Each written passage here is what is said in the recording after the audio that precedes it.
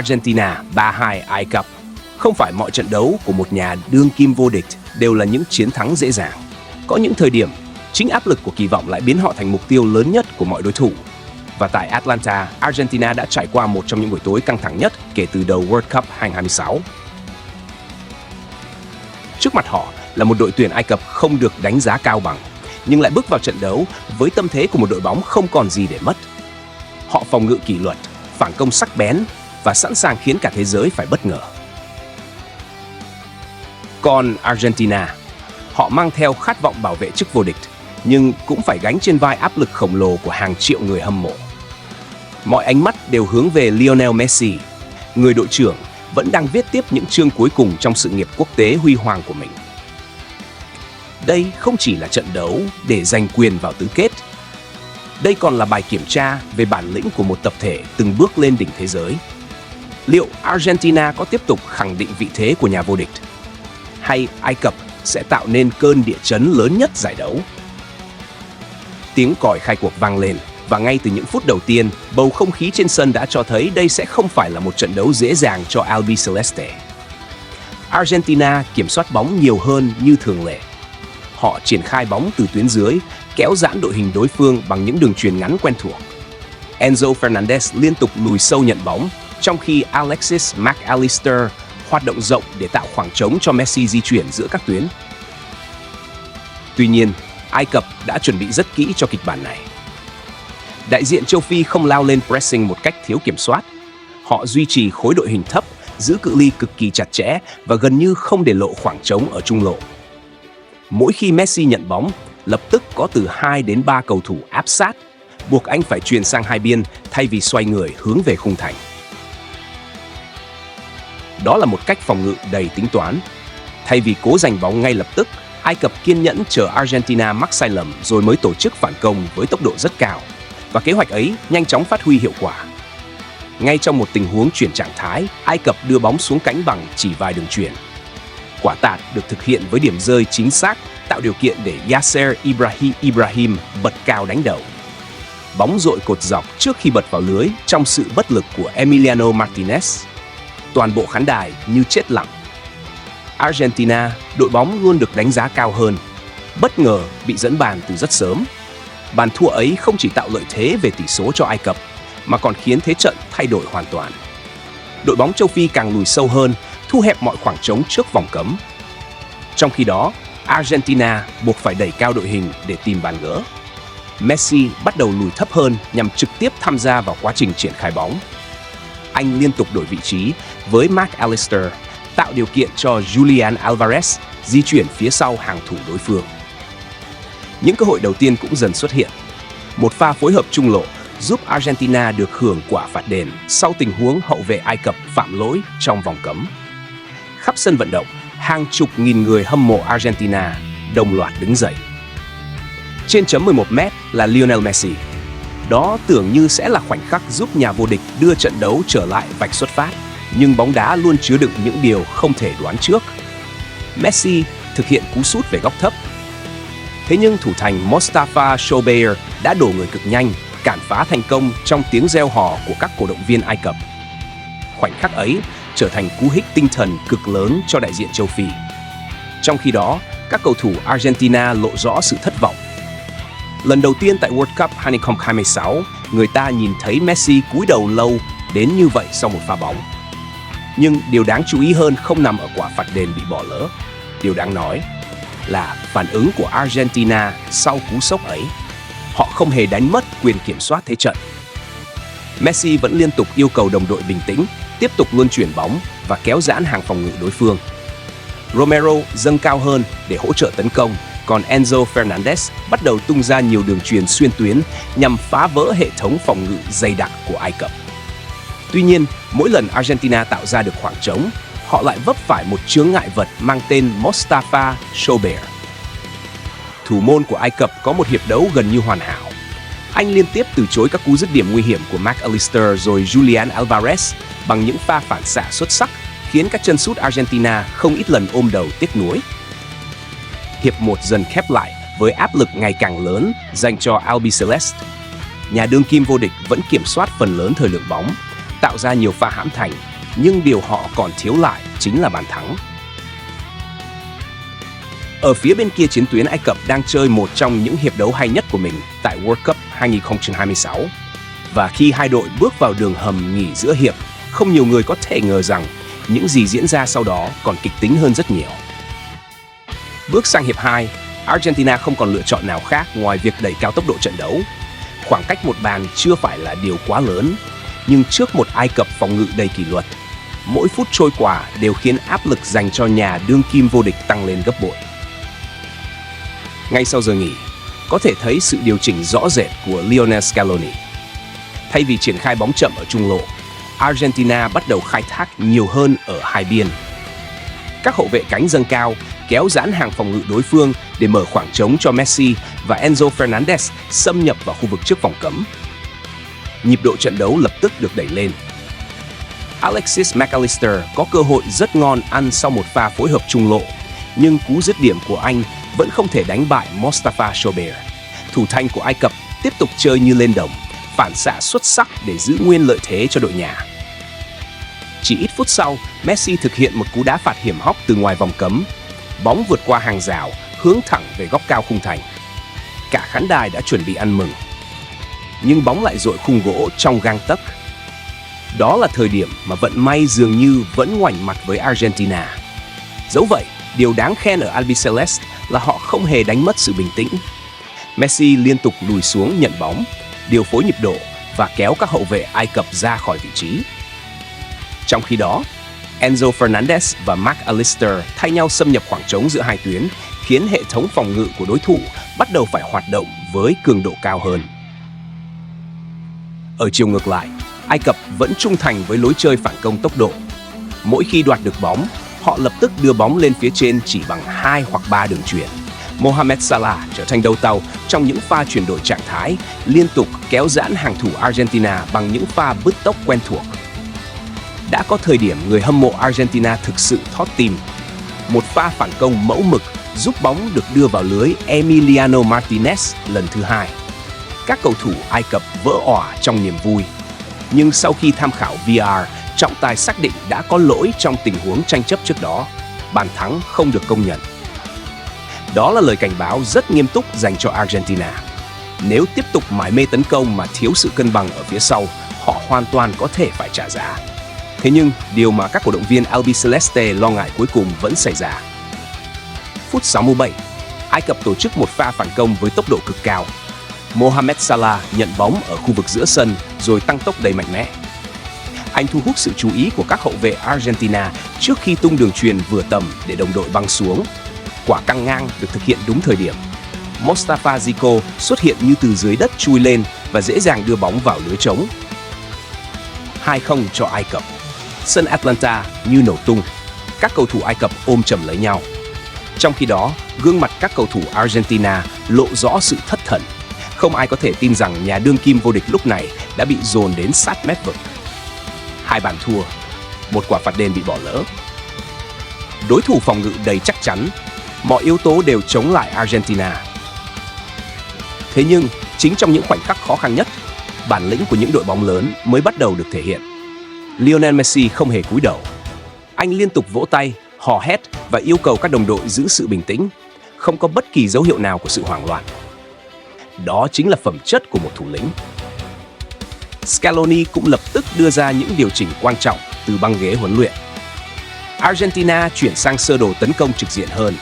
Các hậu vệ biên gần như chơi như những tiền vệ cánh. Những quả tạt được thực hiện liên tục nhằm tận dụng khả năng không chiến của Cristian Romero và các cầu thủ tuyến 2. Sự thay đổi ấy nhanh chóng mang lại hiệu quả. Argentina bắt đầu ép sân với cường độ rất cao. Ai Cập lần đầu tiên trong trận đấu phải lùi sâu hoàn toàn về phần sân nhà. Áp lực được tạo ra liên tiếp. Khung thành của Mostafa Shobeir rung chuyển sau từng đợt tấn công. Điều mà hàng chục nghìn cổ động viên Argentina chờ đợi cuối cùng cũng đến. Một quả tạt chuẩn xác từ cánh phải của Messi đưa bóng vượt qua toàn bộ hàng phòng ngự Ai Cập. Cristian Romero bật cao đầy dũng mãnh. Cú đánh đầu hiểm hóc khiến Shobeir hoàn toàn bất lực. Argentina rút ngắn tỷ số xuống còn 1-2. Bàn thắng ấy không chỉ mang ý nghĩa về mặt tỷ số, Nó còn thay đổi hoàn toàn bầu không khí của trận đấu. Các cầu thủ Argentina thi đấu với nguồn năng lượng mới. Trong khi đó, Ai Cập bắt đầu cảm nhận rõ sức ép khủng khiếp từ nhà đương kim vô địch. Và đó cũng là thời điểm trận đấu chuẩn bị bước sang chương hấp dẫn nhất, khi Lionel Messi quyết định tự mình thay đổi tất cả. Bàn thắng của Cristiano Romero đã thay đổi hoàn toàn cục diện trận đấu. Nếu như trước đó Ai Cập còn giữ được sự chủ động trong phòng ngự, thì giờ đây họ buộc phải chống đỡ những đợt tấn công dồn dập của Argentina. Áp lực từ các khán đài cũng bắt đầu gia tăng khi hàng chục nghìn cổ động viên Nam Mỹ đồng loạt hô vang tên Lionel Messi. Đó là thời điểm những nhà vô địch thể hiện đúng bản lĩnh của mình. Messi không còn di chuyển quá nhiều như đầu trận. Anh chọn cách xuất hiện đúng lúc, đúng vị trí, tiết kiệm từng bước chạy để chờ đợi khoảnh khắc quyết định. Trong khi đó, Enzo Fernandez liên tục điều phối bóng ở tuyến giữa, còn Alexis Mac Allister và Julian Alvarez kéo giãn hàng thủ Ai Cập bằng những pha di chuyển không bóng đầy thông minh. Argentina gần như dồn toàn bộ đội hình sang phần sân đối phương. Các hậu vệ biên dâng cao, hai trung vệ đứng sát vạch giữa sân. Khoảng cách giữa các tuyến được thu hẹp tối đa. Đây là cách chơi đầy mạo hiểm. Nếu mất bóng, Argentina hoàn toàn có thể phải trả giá bằng một pha phản công. Nhưng Lionel Scaloni hiểu rằng khi chỉ còn ít phút, đội bóng của ông không còn con đường nào khác ngoài việc chấp nhận rủi ro. Sức ép cuối cùng cũng tạo ra thành quả. Phút 83. Messi nhận bóng ở trước vòng cấm. Không còn khoảng trống quá lớn, không có nhiều thời gian để xử lý. Nhưng những cầu thủ xuất sắc nhất luôn biết cách tạo nên sự khác biệt chỉ bằng một khoảnh khắc. Messi khống chế gọn gàng, chỉnh một nhịp rồi tung cú dứt điểm đầy quyết đoán. Bóng đi với quỹ đạo cực kỳ khó chịu. Thủ môn Mostafa Shobeir đã chạm được tay vào bóng nhưng không đủ để cứu thua. Bóng chạm mép dưới xà ngang rồi đi thẳng vào lưới 2-2. Sân vận động Atlanta như bùng nổ. Messi dang rộng hai tay lao về phía góc sân trong tiếng hò reo không ngớt của các cổ động viên Argentina. Đó không chỉ là bàn thắng gỡ hòa, đó còn là lời khẳng định rằng người đội trưởng ấy vẫn luôn biết cách xuất hiện ở thời điểm quan trọng nhất. Sau tiếng còi cho trận đấu trở lại, tinh thần của hai đội hoàn toàn trái ngược. Argentina càng chơi càng hưng phấn. Ngược lại, Ai Cập bắt đầu có dấu hiệu xuống sức sau hơn 80 phút phải liên tục chống đỡ. Những khoảng trống xuất hiện nhiều hơn. Các pha tranh chấp không còn quyết liệt như trước. Scaloni tiếp tục tung thêm những quân bài giàu tốc độ từ băng ghế dự bị nhằm duy trì áp lực. Lautaro Martinez là một trong những sự thay đổi đáng chú ý nhất. Tiền đạo của Argentina lập tức tạo ra sự khác biệt bằng khả năng di chuyển phía sau hàng phòng ngự đối phương. Không lâu sau, tiếng còi kết thúc 90 phút vang lên. Hai đội bước vào hiệp phụ. Đó là thời điểm thể lực, bản lĩnh và chiều sâu đội hình bắt đầu lên tiếng. Argentina là đội kiểm soát bóng nhiều hơn. Họ không còn tấn công quá vội vàng. Messi thường xuyên lùi xuống phối hợp với Enzo Fernandez để kéo giãn đội hình Ai Cập trước khi bất ngờ tăng tốc ở những thời điểm thích hợp. Ở phần sân bên kia, Ai Cập vẫn chiến đấu đầy quả cảm. Các hậu vệ liên tục lăng xả, thủ môn Shobeir tiếp tục có thêm nhiều pha cứu thua xuất sắc. Nhưng sau hơn 110 phút thi đấu với cường độ rất cao, dấu hiệu mệt mỏi đã xuất hiện rõ rệt. Những pha bọc lót không còn chính xác. Khoảng cách giữa các tuyến dần bị kéo giãn. Argentina hiểu rằng thời cơ đã đến. Phút bù giờ của hiệp phụ. Julian Alvarez lùi xuống nhận bóng rồi thực hiện một đường chuyền mở biên rất nhanh. Lautaro Martinez tăng tốc vượt qua sự truy cản của hậu vệ Ai Cập trước khi khống chế bóng gọn gàng trong vòng cấm. Thay vì dứt điểm ở góc hẹp, Lautaro ngẩng đầu quan sát. Anh thực hiện một quả tạt có điểm rơi hoàn hảo vào khu vực trung tâm. Enzo Fernandez từ tuyến 2 băng lên đúng thời điểm. Một cú đánh đầu đầy uy lực, bóng bay thẳng vào góc lưới, không cho Shobeir bất kỳ cơ hội nào để cản phá. 3-2 cho Argentina. Khoảnh khắc ấy, cả băng ghế huấn luyện Argentina lao ra khỏi khu kỹ thuật. Các cầu thủ ôm chầm lấy Enzo Fernandez trong niềm vui vỡ òa. Còn Messi chỉ siết chặt hai tay rồi hướng ánh mắt lên khán đài. Đó là hình ảnh của một đội trưởng hiểu rằng đội bóng của mình vừa thoát khỏi một trong những thử thách khó khăn nhất tại World Cup 2026. Ít phút sau, tiếng còi mãn cuộc vang lên. Argentina hoàn tất màn lội ngược dòng không tưởng. Từ chỗ bị dẫn trước 2 bàn, nên họ ghi liền 3 bàn thắng để giành tấm vé vào tứ kết. Đây không chỉ là một chiến thắng, đó là minh chứng cho bản lĩnh, tinh thần không bao giờ từ bỏ và niềm tin mãnh liệt của một tập thể luôn biết cách vượt qua nghịch cảnh. Nhưng chiến thắng ấy cũng để lại rất nhiều điều đáng suy ngẫm. Argentina đã thắng, Messi tiếp tục tỏa sáng. Thế nhưng, những vấn đề trong hệ thống phòng ngự và cách nhập cuộc chậm chạp vẫn là hồi chuông cảnh báo trước chặng đường còn lại của World Cup. Vậy đâu là những nguyên nhân giúp Argentina lật ngược tình thế? Messi đã thay đổi trận đấu theo cách nào? Và liệu Albiceleste có đủ sức bảo vệ ngôi vương khi phía trước vẫn còn những đối thủ mạnh hơn? Chúng ta sẽ cùng phân tích trong phần cuối của video. Khép lại hơn 120 phút đầy cảm xúc tại Atlanta, điều động lại không chỉ là tấm vé vào tứ kết của Argentina, mà còn là cách họ vượt qua nghịch cảnh bằng bản lĩnh của một nhà đương kim vô địch. Một đội bóng lớn không phải lúc nào cũng chơi hoàn hảo, nhưng họ luôn biết cách đứng dậy đúng thời điểm và Argentina đã làm được điều đó theo cách của những nhà vô địch thế giới. Nhìn vào các con số, có thể thấy Argentina là đội kiểm soát hoàn toàn thế trận trong phần lớn thời gian thi đấu. Họ cầm bóng nhiều hơn, tạo ra số cơ hội nguy hiểm vượt trội và liên tục đặt khung thành Ai Cập vào tình trạng báo động.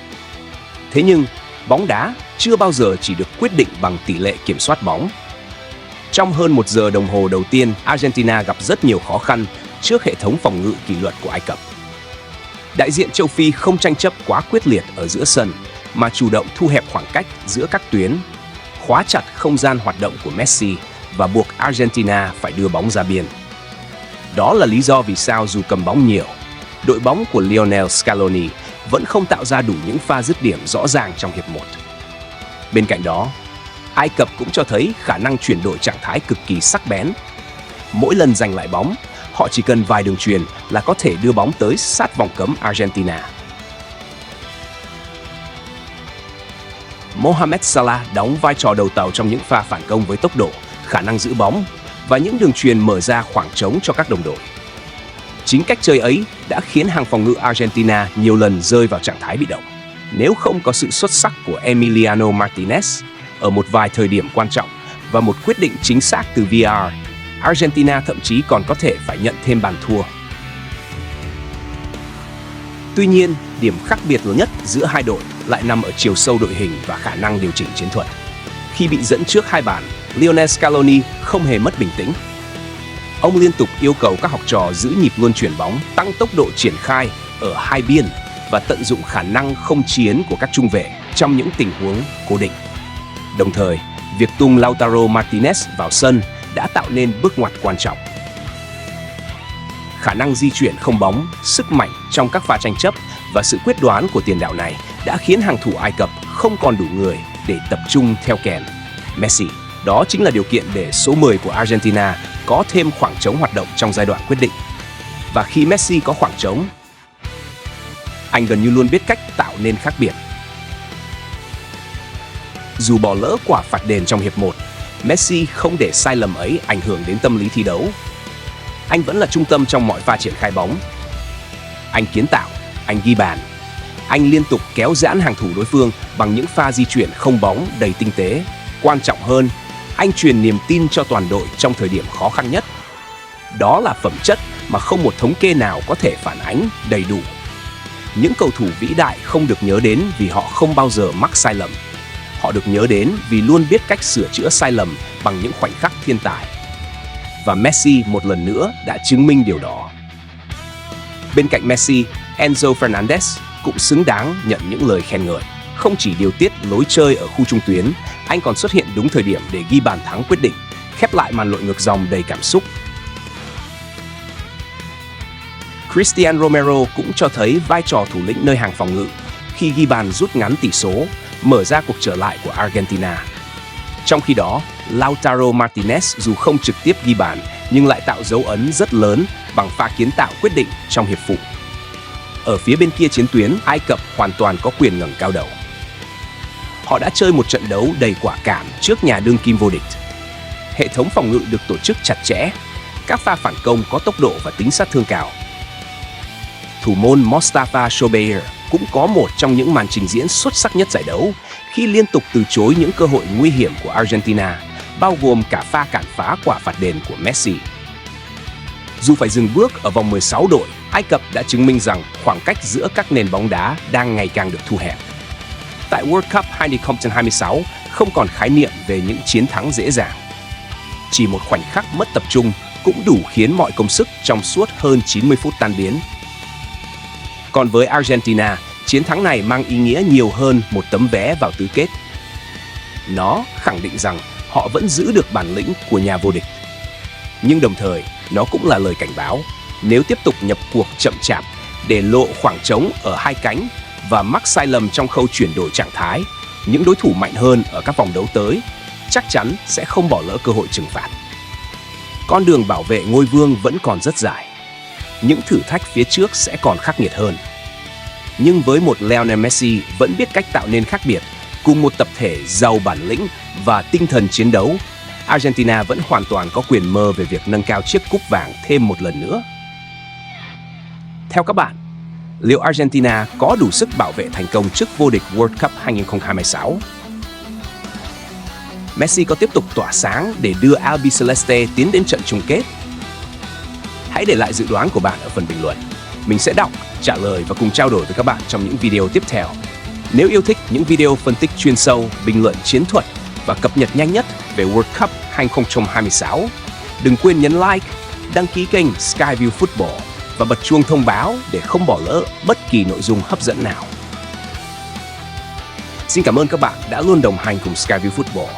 Chúc các bạn thật nhiều sức khỏe, thật nhiều niềm vui và hẹn gặp lại trong những trận cầu đỉnh cao tiếp theo của World Cup 2026.